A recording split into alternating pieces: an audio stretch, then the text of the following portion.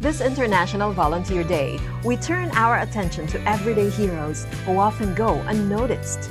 They are the ones who step in when help is nil or insufficient, who give without expecting anything in return, and who work tirelessly for causes that matter. Among them is the small community of animal advocates in Quezon City, volunteers who care for the cats of Trinoma and Vertis Malls. Lead volunteer Carl Matsumoto tells us their story. I'm Rochelle Rubio, and this is The Advocates, Empowering Voices.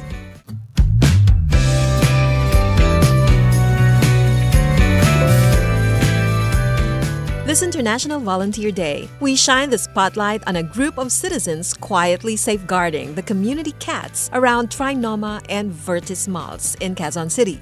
What began as strangers who simply worked or studied in the area has grown into a small but committed circle of animal lovers. They first connected online, united by one purpose: to protect the cats of Trinoma and Vertis Malls. Lead volunteer Carl Matsumoto speaks for their team, a group held together by a shared commitment to the safety and well-being of these cats. Comprised po kami ng group of volunteers. So internally, we have teams like feeders, social media volunteers, and adoption volunteers. So kami pong lahat ay nag-volunteer lamang through reaching out sa group sa social media. So all of us were actually recruited by Facebook, to be honest. So kami po ay usually working or students na mahilig sa animals, and we have extra time and we want to give extra care dun sa mga stray animals sa nakikita namin sa areang malapit sa amin. Unlike organized animal welfare groups, they are not an NGO. They are ordinary individuals who chose to act after seeing the daily struggles of homeless animals along their routes to offices and campuses. What are their core advocacies? And what initiatives have they built to respond to the challenges faced by stray and community cats in the area? The main reason is that we love cats. We love mainly cats. We love animals. And sa ngayon po, inaalagaan namin yung cats na nasa Trinoma and nasa Vertis na vicinity. So what we do po is we do regular feeding. We do neutering and spaying. We also organize fundraising activities para po ma-fund yung lahat ng mga needs ng mga katropas na inaalagaan namin. And at the same time, we do adoption drives. At saka nagbebenta rin po kami ng merchandise para sa mga alaga namin. The founding members started feeding, spaying, and neutering in 2018 around Trinoma. In time, they discovered homeless cats roaming around the nearby Vertis North, which led them to expand their volunteer work there in 2020. The founder eventually turned over the page to new volunteers. Carl recalls her reason for joining this volunteer group. Nag-start po ako mag-volunteer in March 2019. So it's been 6 years po, going 7 next year. And honestly, kaya lang ako nag-volunteer before, marami akong extra time. And at the same time, start po ako nun mag-rescue ng mga cats. So sabi ko, sige, may extra time naman ako. Meron naman akong extra time, let's go help na lang din sa ibang area. So ayan, nag-snowball na po at ito nga naging lead volunteer pa. But the group actually po started earlier, so in December 2018. And it was founded by a different person who is no longer active in the group. So ngayon po na turnover na sa amin yung pag-grow and yung pag-manage itong group. How many active volunteers are currently helping sustain the care of the cats of Trinoma and Vertis Malls? We have around 20 to 25 active volunteers, pero mayroon nga, as I mentioned earlier, may kanya-kanya po kami mga roles dun sa group. Veterinary experts say cats thrive on routine. A stable and predictable schedule reduces stress and supports their overall health. Cats also appear to have internal timekeeping abilities. They learn to expect meals at around the same time each day. Given the group's commitment to caring for the community cats around Trinoma and Vertis Malls, how do the volunteers make sure each cat is fed on time and brought to the vet whenever needed? Sa feeding, we make sure na we do it regularly kasi kailangan po ng cats ng regular na feeding schedule kasi madi-disrupt yung routine nila. Tapos makakakos po yun ng baka magkaroon ng issues with the customers kasi lalo na po nasa mall kami. And mga restaurant or mga establishments po na pwede silang puntahan to scavenge food. So we have to make sure we do it regularly. So, ang ginagawa po nung head regular feeder namin is gumagawa ng weekly schedule. Tapos, kung sino po yung available from the group of regular feeders, ilalagay niya po dun yung name niya para siya yung assigned to feed that day. So, that's how we do it po in our group. Tapos, when it comes to bringing them to the vet naman po, that's where the challenge comes in. Kasi, ang vettings po is usually emergency. So, urgent. So, nangyayari is, if may available in the area, great. If wala po, what we do is we ask for coordination. Yung may nagko-coordination po within the group or one of the volunteers. And then we contact Pet Transpo. I don't know if you're familiar po. Yes. Mga trusted na Pet Transpo po. We ask them for assistance. So they'll go to the area if someone can meet them, go. If wala po, minsan sila na mismo yung kumukuha din sa cats. So it's really community po. Like you have to do it with with other people. Hindi po kaya talaga on your own. In our roster, we have 97 cats. Pero during feeding, we only feed about 40 to 50 of them kasi depende po yun kung magiging present sila during feeding. Kasi some po would roam around or some po talagang absent or minsan may ibang area na pinupuntahan or nasa ibang area siya nagmamigrate. So it depends po. So mostly 40 to 50. Tapos for the feeding, yes po, we alternate kasi depende po siya sa availability ng volunteer. So kung sino po yung available that day, siya po yung makakapunta. Pero we establish that a week earlier dun sa exact na versus po dun sa talagang feeding schedule niya. Advance po, kumbaga. They feed the cats once a day, keeping to a consistent schedule that helps the animals stay healthy and calm. They also champion CNVR or Catch, Neuter, Vaccinate, Release, which they conduct every month to humanely manage the population and protect the cats from disease. Securing funds for these procedures, along with other veterinary needs, remains one of the biggest challenges. Finding sponsors and gathering resources has become a continuous effort, and the group has even become creative by selling cat-inspired merchandise to support their work. Fortunately, their page followers and supporters help cover a portion of the expenses, and the Trinoma Mall administration has also shown support for their CNVR program. Carl gives full credit to everyone who continues to stand behind their small but dedicated team of volunteers. Sa CNVR po, what we do po is actually regularly, monthly, we try to do at least 3. Pero po kasi ang nangyayari, imbes na natatapos kami kasi dapat kinokontrol namin yung population in the area, wala na po sanang kinakapon. What happens is, dahil alam ng mga tao na may nag-aalaga, sometimes they abandon their pets in our area and most of the time, hindi po sila kapon. So, sila yung nagiging beneficiary namin nung monthly kapon na yon. Pero recently po, tinutulungan kami ni Trinoma Admin in terms of kapon. So, we do big batches.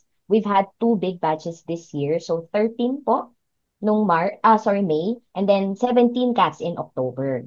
So, yun po. But as for the vet bills, yung mga medical needs po ng cats, shoulder po yun ng group. And buti na lang po, meron tayong malaking support na nakukuha from the community, mga supporters, yung mga followers. Sobrang thankful po kami na tinutulungan nila kami mag-alaga ng mga cats. It's not just the volunteers, pati po talaga yung mga nagsusupport sa group, yung mga ibang nagdo-donate. Other than feeding, spaying, and neutering, and running their Capon programs, Carl's group also partners with various organizations and companies for the benefit of the cats of Trinoma and Vertis Malls. They work closely with Biaya Animal Care and several veterinary clinics to support their CNVR campaign. We bring all of our cats to Biaya Animal Care. Sila po rin yung nag-catch for us yung sa 17 and 13 cats. For these volunteers, commitment goes beyond their advocacy. They balance full-time jobs, family duties, and personal lives while caring for the cats of Trinoma and Vertis Malls. But with these pressures, have there been times when the burden felt overwhelming, prompting some to consider stepping back from the work? Lalo na nung umpisa, syempre 2019 pa ako nag-start and then nag-pandemic pa. So parang ako, oh my gosh, paano na to? Parang how will we feed them if we cannot go outside? Pero we're thankful lang po na meron pa rin volunteers na nagpupunta kahit at least 3 to 4 times per week during that time. So sobrang hirap lang po kasi at times you feel like you're doing everything on your own.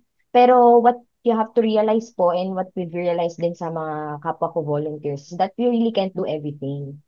we can only help as much. So parang if we're doing everything we can, we're putting all the efforts na po, and it's still not working, it's not our fault na ganun po yung nangyayari. Basta we try to do it pa rin kasi there are cats relying on us. And actually po right now, I'm helping out the group remotely kasi nasa Laguna po ako dahil I went back to school to study vet med. Nag-vet med po ako ngayon. So, hopefully, intayin nila ako, maging vet na ako. May official vet na kami sa group. So, ayun po, very hopeful ako doon. So, yun po, sa ngayon, remotely lang ako nakaka-help and then if maka-bakasyon po, saka ako babalik sa feeding. Kasi feeder din ako saka catcher nung nasa Quezon City po ako. Carl, who is studying to become a veterinarian, looks forward to applying her profession to the care of the cats of Trinoma and Vertis Malls once she graduates. Has she also fostered or adopted some of the community cats? Sa akin po actually, I have one cat from Trinoma. Naku, natutulog siya, hindi ko maganon. So, finoster ko po siya. First time ko mag-foster noong 2019. So, parang na-foster feel siya sa akin. So, she's just one from Trinoma. Pero ang nagpo-foster po kasi talaga regularly sa group is ako.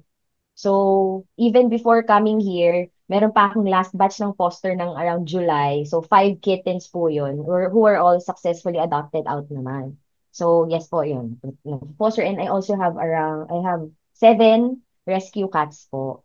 And we have a lot at home pa sa personal rescue namin sa bahay. We have actually 67 animals po in total sa family namin. Aside from the cats pa in Trinoma na inaalagaan po.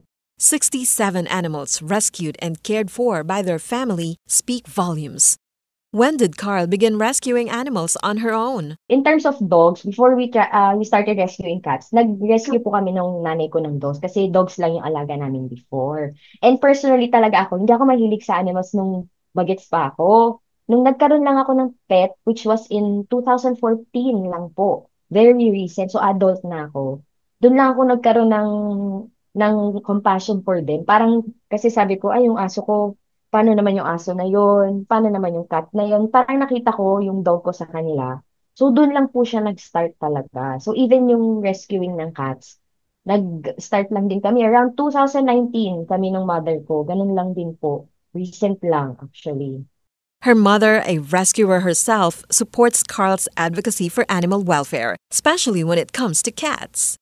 Mas marami siyang alaga, yung sa 67 na yun, kanya yun mostly. Carl's family, caring for 67 companion animals, requires dedication, genuine love for those feline friends, and resources that include time, talent, and treasure. That does not yet include the cats of Trinoma and Vertis Malls that Carl and her fellow volunteers look after. What are the biggest challenges they face in sustaining this shared advocacy? The first one is manpower. Kasi as you've mentioned po, no, hindi madali maging volunteer. So a lot of people would start out of curiosity, tapos cute kasi yung cats. So sadly, mabilis din po yung turnover sa amin. So like maybe 1 to 2 times lang sila magkakapag-volunteer and then hindi na po. So keeping yung mga volunteers po is very, very difficult to do. Even yung 20 to 25 namin po, ano yun, parang naging core na lang siya kasi yung most of them po are volunteering din remotely. So parang yung nasa on ground talaga, around 5 to 10 lang po out of those 20 to 25. And at the same time, syempre po mahirap ang buhay ngayon. So yung mga tao na kahit gusto nila talagang sumuporta sa amin, they could not kasi kahit po sila nahihirapan na rin naman sila with their own lives and their own issues. So, finances po is malaking malaking challenge sa amin. Tapos at the same time, pangatlo, yung irresponsible na mga pet owners na mahilig po magpasa ng responsibilidad sa iba. Kasi ipag-isipin po natin, dapat yung cat sa Trinoma, sila na lang yon. Like, hindi na kasi pinakapon na namin sila. So, dapat kung sino yung nandun before, sila lang yon mariretain doon. Kaya lang ang nangyayari, dahil alam po nila na may nag-aalaga, doon naman sila nagiiwan ng mga alaga nila sa amin. So, dumadami. Tapos, hindi natatapos yung ginagawa po namin na pag-control ng population. With so many responsibilities and expenses to shoulder, what fuels their drive to continue? Has Carl herself ever come close to stepping away? May times po na talaga sinasabi, ako personally parang nakakapagod, ayoko na, parang kailangan ko ba talagang gawin to, wala naman nagbabantay sa akin, wala naman akong kailangang patunayan. Pero pagka nandoon ka po, tapos nakikita niyo yung cats, tapos alam mo, sa'yo lang sila umaasa, sa'yo lang sila, parang mabubuhay lang sila if you're helping them. It's gonna keep you going. Kasi talagang wala pong ibang gagawa ng ginagawa. Even yung kayo po, yung alaga niyo, wala naman pong iba talagang mag-aalaga sa kanya. Parang ang ginagawa kasi namin, we're not trying to parang i-limit yung care namin dun lang sa personal namin. Kasi nagkaka-establish na kami ng relationship dun sa mga cats. Kilala nila kami, kilala po nila yung volunteers. Hindi sila basta-basta sumasama kung kani-kanino lang. So, iba po yung fulfillment din na nakita mo sila, nabusog sila, matataba, tapos pag pinost mo sa social media, wow, ang cute, ang taba naman nila, yung ganun po. So talagang mahal na namin sila, yung mga cats po. They're ours. Wow. Among the many initiatives of the group for the cats of Trinoma and Virtus Malls is the regular adoption drive. Finding forever homes for these cats are crucial to protect them from the dangers of life on the streets. But Carl's group does not just simply hand out their feline friends to anyone who asks. They follow a screening process with strict guidelines to ensure the cats are adopted into safe, responsible homes. And because not everyone meets these requirements, securing an adopter can be quite challenging. Sobra po. Actually, yan, sabi ko nga, sige, pa-vet na lang natin ng pa-vet. Mahirap lang talaga magpa-adopt. Kasi po, one is, you have to screen kung sino po lahat na mag-a-apply. Kasi parang ang mindset mo is, sa akin, ang ganda-ganda ng buhay niya. So, hindi ko siya basta-basta ibibigay kung kani-kanino lang. Ganun po. And at the same time, mas marami pong hindi na interested in adopting. Kasi even yung mga taong gusto ng cats, may sarili na silang mga alaga or sila mismo nagre-rescue na. So, sila, parang they're doing something for the area around them, yung mga nasa paligid nila. Kaya parang sila, even them na interested in mag-adapt pa, hindi na kasi they're doing their part already. Tapos po yung iba, may ill intentions talaga when it comes to applying for adoptions. I don't know if familiar po kayo yung mga kinukuha, nag-a-adapt ng kittens to feed their snakes, yung mga ganong klase pong incidents. So it's very hard to trust, lalo na po, kasi even if nagpasa yan sa interview, wow, ang galing interview, pinakita yung bahay, willing magpakapon and all, hindi mo nyo pa rin po alam kung sila talaga yung fit. And sadly, may incidents po kami, like very, very recent, last month, at ni-return po sa amin yung na-adapt na cat, which is very heartbreaking for us kasi kita naman namin na magaling sila mag-alaga. Naka-adjust po sa tao, sa kanila sa adopters yung cats, pero hindi po siya maka-adjust sa kasama niyang pusa. So even those cases po, so successful, supposedly a successful adoption, great family, yun lang, yung circumstances nila, hindi fit para sa kanya. So, ayun po, ang hirap po ng magpa-adopt talaga. Community cats face constant risks, being run over by vehicles, exposure to disease, and even acts of animal cruelty. It is no surprise that volunteers often have to bring some of them to the vet. How much do they spend on volunteer care for the cats of Trinoma and Virtus Malls? Marami po kami utang ngayon. Kasi this year po has been very, very challenging for us dahil parang kakatapos lang namin ng hospitalization of 4 cats. Another batch of 4 cats pina-hospitalize na naman namin. So kakatapos lang po namin sa treatment nung dalawa, which is yung long-term treatment po. 80 days yun na nasa ospital. Dalawa po sila. Yes, ganun po. So parang pinaka-bulk talaga ng expense namin po is yung vet bills doon na pupunta. Ang ano lang po namin talaga, swerte kami kasi may supporters na talagang all out magbigay and all out mag-support ng buying yung mga merch namin. So nakaka-get by po kami. Pero marami pa rin kaming kailangan bayaran. Honestly po, parang last na pali namin, we owe around 70,000 pesos, no joke, sa vet po. Various vets. Ang swerte lang din namin dahil yung mga vets po na nakakausap namin, they're helping us out. And ano po yun very at minimal cost na nila binibigay sa amin yun, yung care and yung treatment na binibigay nila sa cats namin. So napakaswerte pa po namin in that area. And pinapayagan nila kaming mangutang. Sa community, mas marami pong supporters. We're very lucky na mas maraming supporters. Pero hindi po ibig sabihin nun walang incidents ng animal cruelty. Ang pinakamalala po namin doon na encounter is yung si Martha.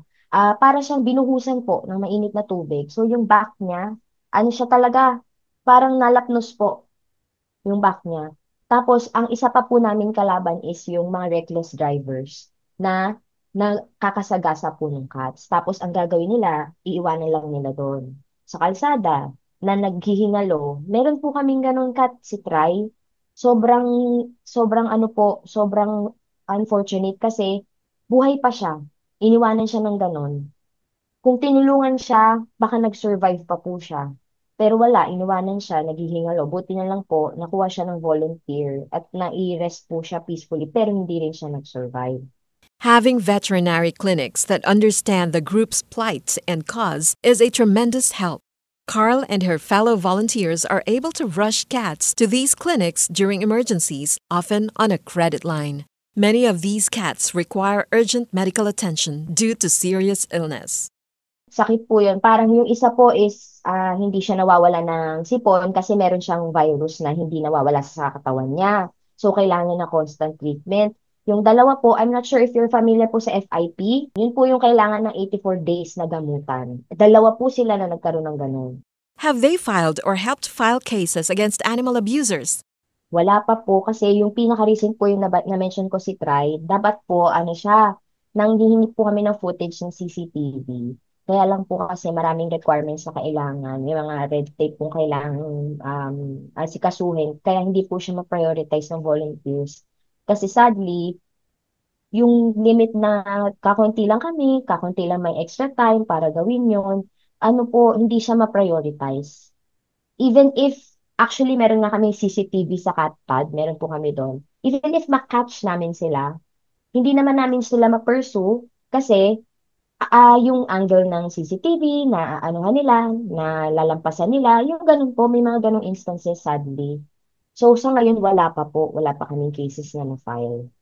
Since 2018, Cats of Trinoma and Vertis Malls has remained an informal organization operating mainly through a Facebook page. They have worked tirelessly to manage the population of community cats in the area, collaborating with like-minded organizations and with support from the mall management. Do they have any long-term plans for this informal group? Sa ngayon, actually, we've considered it po parang 2 to 3 years ago. Kaya lang po ang nangyari is yun nga po, yung pagiging masyadong transitional ng volunteers. So even if at that time, us, like 5 na tao, supposedly pwede na pong mag-formalize ng group, yung iba po doon, syempre may iba na rin silang commitments, hindi na rin nakapag-stay. So we're thinking na actually it was a better decision nga na wag muna natin i-formalize yung group unless talagang ma-solidify yung ma-establish talaga na no one's leaving yung core na yon. Kaya hindi namin po siya ma-formalize. Kasi even me, tinan nyo naman po, napunta pa ng Laguna. Parang ganun po. So may mga ganun kami limitations kaya hindi namin siya officially ma-file as a formal group. When asked how the public can help, Carl did not talk about donations. Instead, she spoke about responsibility, about people doing their part in animal welfare. Ang pinakamagandang may tutulong nila sa amin is to do their part. Do their part, how? Paano po, di ba? So, for example, meron sila, yung sa community nila, kahit hindi nyo na kami i-prioritize yung group namin, like do your own in your community, napakalaking tulong na po nun. Kasi number one, hindi lang naman sa Trinoma at sa Vertis may nangangailangan cats. Kaya nga po yung iba ang ginagawa, dinadala pa sa amin para lang matulungan. So, while well-meaning, hindi po siya nakakatulong talaga. Kasi, you're endangering the cats in our area. Tapos, sino ba talagang natulungan mo? Yung conscience mo lang or yung cat talaga na gusto mong matulungan? So, by doing your part, yung nire-relieve mo yung pressure from those who are already doing so much. Kasi, kami, for example, hindi kami magkakaroon ng mga abandonment cases if merong ibang tao na nagsistep up na gumagawa rin ng sarili nilang role, sarili nilang part sa pag-alaga or sa pagtulong sa mga community animals o sa mga stray animals in general. So yun po kasi yung parang nagiging limitation sa iba yun. Parang feeling nila kailangan nilang gawin lahat ng ginagawa namin. No, it starts small. It starts small lang talaga. You help one, you're gonna help more in the future. Start sa inyong sarili. Start in your community. Kasi if you do that, magsisnowball po yun eh. Even us will feel the effects of that. Kasi walang mga abandoned animals na mapupunta sa area. Walang mga masasagasaang hayop sa kalsada. So yun po, number one, talaga do your part. Like, step up. Any help, even the simplest act of kindness, creates a ripple that can grow into a movement toward a more enlightened society, one that understands and values animal welfare. It is a vision for the future of the cats of Trinoma and Virtus Malls and for other communities where felines can roam freely and safely. A future where stray populations are managed through catch, neuter, vaccinate, release programs and where people genuinely care about the animals around them. A community that not only knows the Animal Welfare Act, but upholds it. A community that chooses to adopt rather than shop. Supporting volunteer groups such as Cats of Trinoma and Virtus Malls, advocates who champion animal welfare without compensation, helps make that vision possible. Walang maliit na tulong. Walang maliit na tulong talaga. Like, start ka lang ng isang step, talagang magtutuloy-tuloy na yun. Kasi, ganun lang naman po yun eh. Like, wala namang requirement sa pagtulong. Basta tumulong ka, go.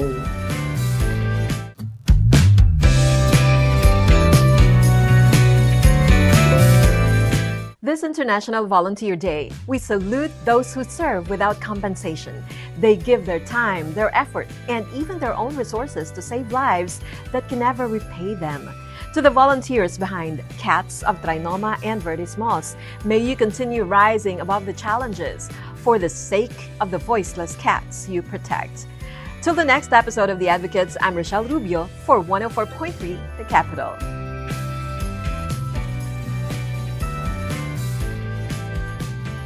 This is where the voices of the voiceless are heard. The Advocates, Empowering Voices, hosted by Rochelle Rubio on 104.3 The Capital.